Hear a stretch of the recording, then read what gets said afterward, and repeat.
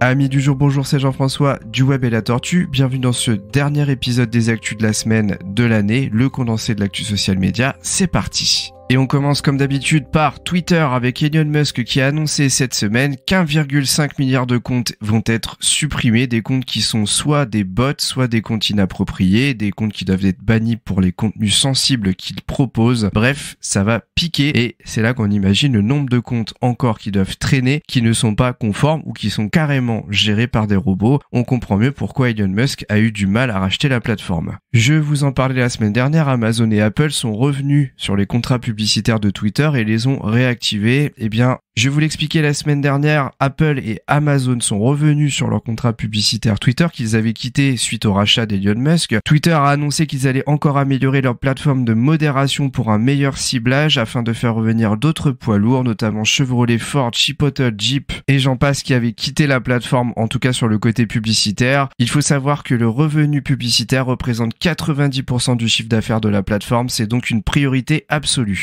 Les community notes de Twitter vont commencer à être déployées en dehors des États-Unis. Les community notes, à quoi ça sert? Ça sert à justement vérifier la véracité d'une information, puisque les fausses informations pullulent sur tous les réseaux sociaux, en particulier sur Twitter. C'est une communauté spécifique qui pourra faire ce genre de notes. Ça va ajouter des détails à un tweet bien particulier pour vérifier et faire vérifier par la communauté si cela est vrai. Et bien sûr, il y aura une série de votes qui vont permettre de dire si oui ou non cette note est utile, ce qui va permettre un petit peu d'améliorer justement le filtrage des bonnes et des fausses informations sur le réseau social, à voir si ce sera vraiment efficace. Bien entendu, ça n'est pas encore déployé en France, il va falloir être patient.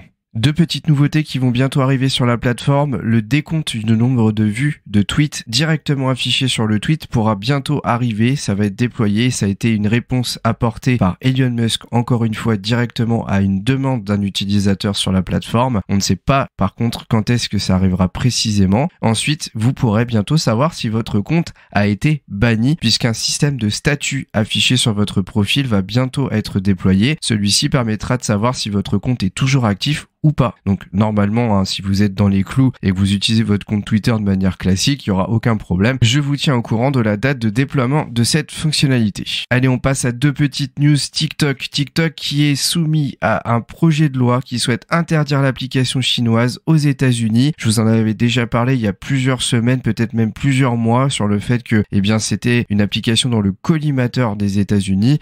C'est encore une fois confirmé puisque 3 élus américains proposent d'empêcher les activités du réseau social sur le continent américain et plus précisément aux États-Unis. À voir si ce projet de loi sera vraiment maintenu et mis en place. TikTok qui lance la localisation des posts, ce sera vraiment pratique si vous êtes un TikToker, notamment avec un commerce local et que vous ciblez juste les personnes proches géographiquement de votre activité. Ça va vraiment être sympa à voir quand est-ce que ça arrivera. Une petite news pour le groupe Meta concernant WhatsApp avec un système de messages qui pourra être vu une seule fois. Alors les contenus éphémères, ça existe déjà. Simplement, là, si un message est envoyé, vous n'aurez la possibilité de ne lire qu'une seule fois. Après sa lecture, il sera instantanément supprimé. C'est un petit peu différent du système qu'on connaissait jusqu'à présent. Bien entendu, c'est en cours de développement. Ça n'a pas encore été déployé sur la plateforme, mais apparemment, ça pourrait servir beaucoup à la communauté. Personnellement, je n'utilise pas trop WhatsApp, mais je suppose que vous, si vous l'utilisez, vous y verrez un intérêt. Allez, dernière petite news qui concerne les shorts de YouTube. Ça y est, vous allez pouvoir déterminer un endroit de votre short qui sera votre miniature. Jusqu'à présent, c'était YouTube qui déterminait la miniature. Vous ne pouviez pas la modifier.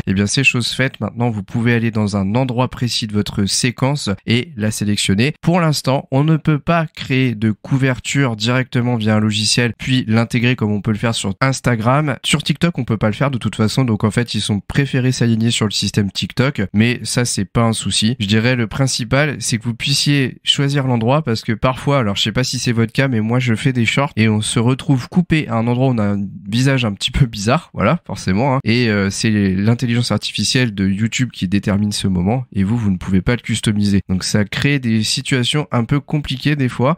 Ça sera plus le cas dorénavant. Et voilà, c'est la fin de ce très court épisode des actus de la semaine. Dernier épisode de l'année d'ailleurs. Il n'y avait pas grand chose à se mettre sous la dent. Peut-être que d'ici la semaine prochaine, il y aura plus de choses qui vont bouger. En attendant, moi je vous souhaite de très très bonnes fêtes de fin d'année. Les nouveaux épisodes arriveront normalement dès la première semaine de l'année. Je ne sais pas si par contre je sortirai l'épisode habituel habituel du lundi, je sortirai peut-être le mardi, on verra bien. Mais en tout cas, portez-vous bien. Passez de bonnes fêtes. N'oubliez pas, si possible, de mettre 5 étoiles sur l'épisode. Ça nous aide. Si vous ne pouvez pas le faire, faites-le sur notre chaîne. Je crois que c'est possible directement via les applis mobiles Apple Podcast et Spotify. Et également, venez mettre en commentaire de ce podcast sur YouTube si vous voulez me poser vos questions ou me faire des remarques. À l'année prochaine. Salut!